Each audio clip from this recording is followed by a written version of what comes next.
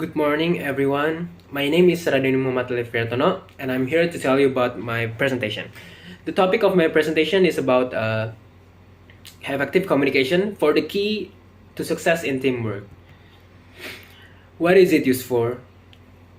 So, effective communication used for avoid conflict in teamwork, increase customer satisfaction, increase productivity, and the last is improve leadership.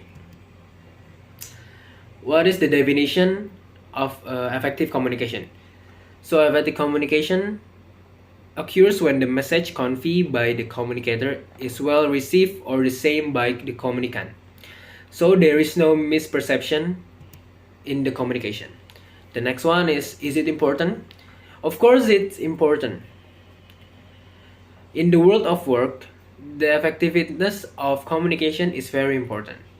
By having the right communication strategy in place, we can increase the effectiveness of our communication with colleagues, superiors, and clients. One way to increase the effectiveness of communication is to understand our audience. The next one is how to do effective communication. How to do effective communications? There are listening to the interlocutor. Next is asking a question. Next, provide information clearly. Combining verbal and non-verbal communication, build a trust, preventing and troubleshooting, and the last one is get directions. The next one is effective communication barriers. These are the barriers in effective communication.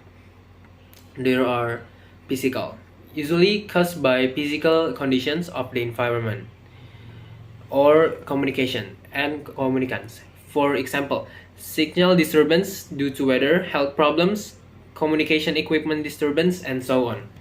The next one is semantic barriers.